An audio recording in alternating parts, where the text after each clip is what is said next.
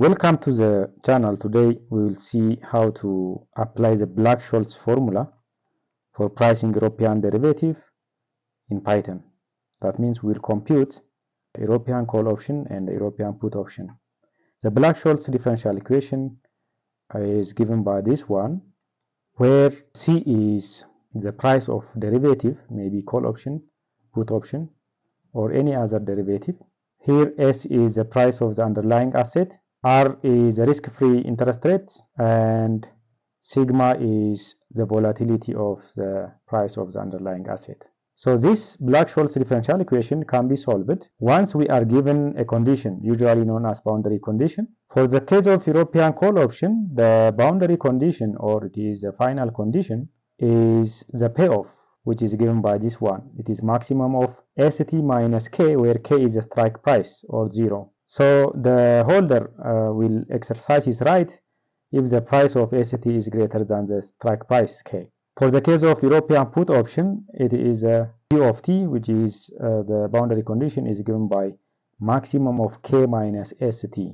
So we have seen that the solution of this partial differential equation with the above condition gives us the Black-Scholes formula for computing the options. So here at any time t, the solution is given by this one.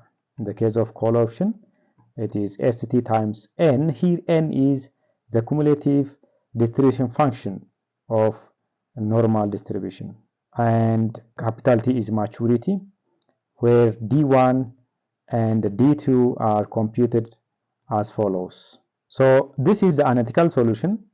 When t is equal to 0, we'll get the premium of the option. So today we'll write the code for computing these values. So the required package are, as you can see, later we'll import real data. So this one we'll import from Yahoo Finance, NumPy, Panda, and for plotting purpose, matplotlib.py plot. And also for computing normal distribution, we'll use the SciPy. So this is a function for computing the European options, which we call the name as Black-Scholes analytical. That means we will get the closed solution or the analytical solution. So the parameters S is the current price or the spot price. K is the strike price, time to maturity, the risk-free interest rates, and this one sigma is volatility, time is t, which is a small t. It is between 0 and capital T.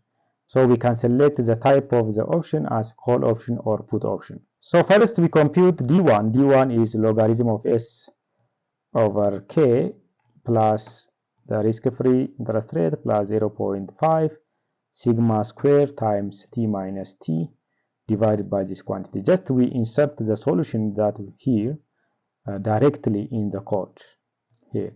Once we compute D1, then again we compute D2. D2 is given by this equation. Next, we check that whether the call option or whether it is a call option or put option. Once the derivative is call option, then we compute the cumulative distribution function at D1 and the cumulative distribution function at D2. That means this one is, of course, the area, or it is the probability that the normal distribution function has value less than D1. Then compute the value of the call option here by inserting just directly the formula. Next, if it is a put option, again you can see that this is minus D1 and this one is minus D2. So then we compute the value by inserting directly the analytical solution. So the output will be the value of either put option or the price of call option at any time t. So if t is equal to 0, we will get the premium. So we use this function. This is just an example for value of a call option.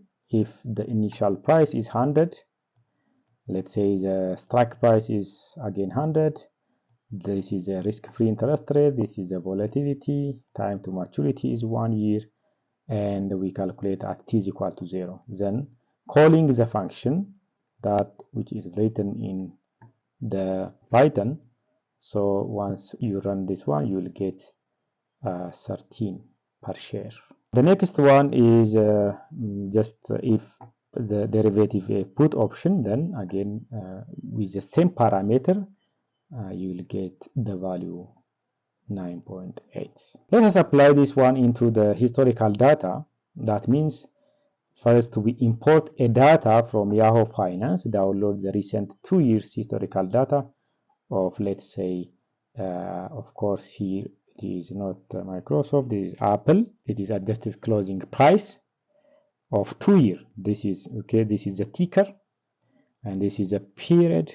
We can import different parameter, but in this case we import only the adjusted closing price. So if the internet is okay, then I can download just in a few seconds. For just for the demonstration, here we can observe the price movement of the historical price in 2 years. You see, you can model the stock price movement of any assets using geometric Brownian motion like this one.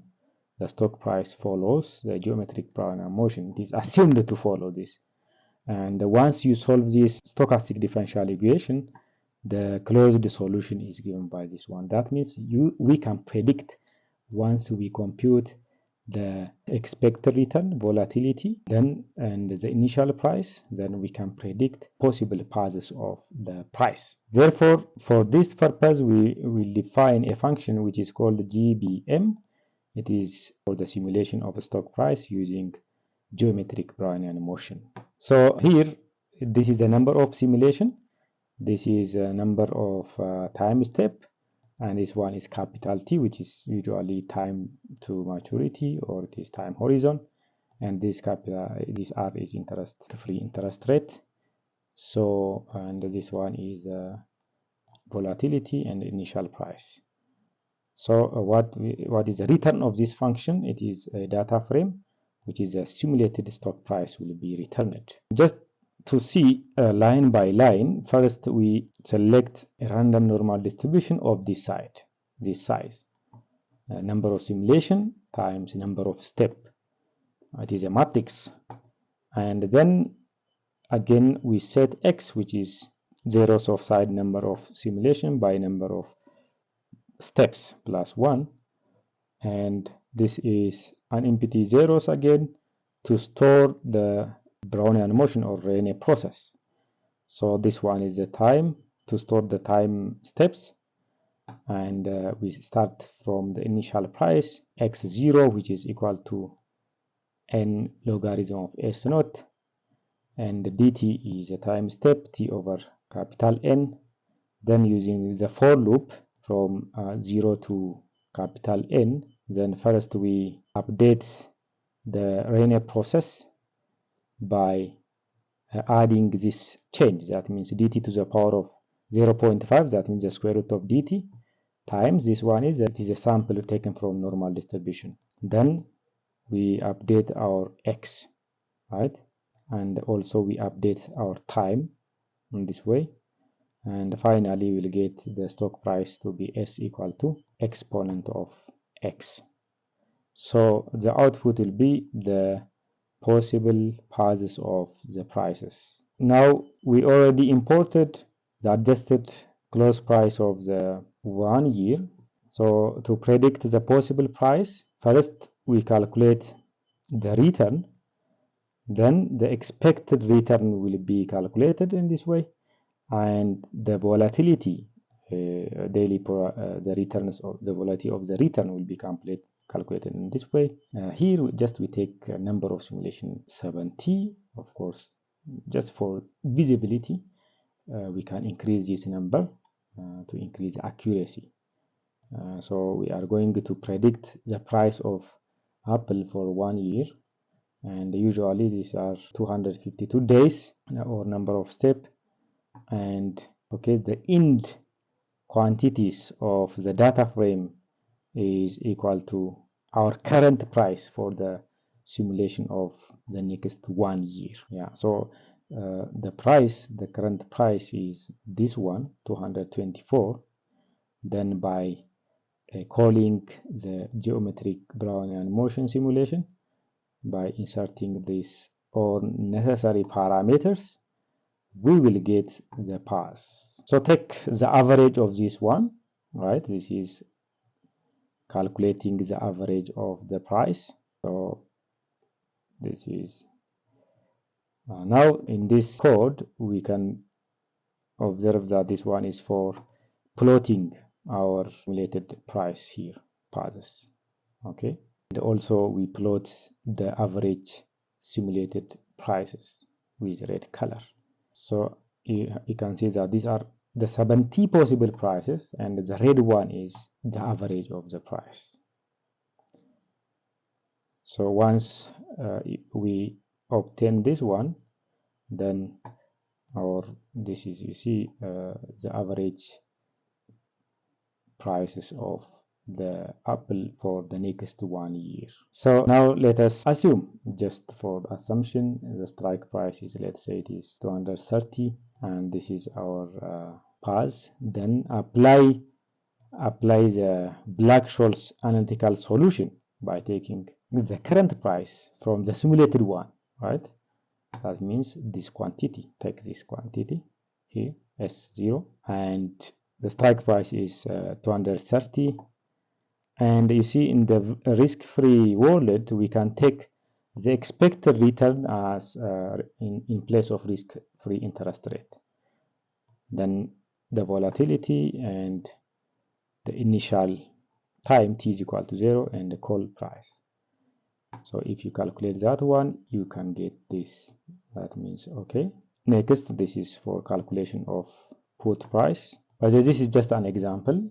It is not exactly traded values. Now we compute the prices of call and the put option from t is equal to 0 up to the final time, the possible price.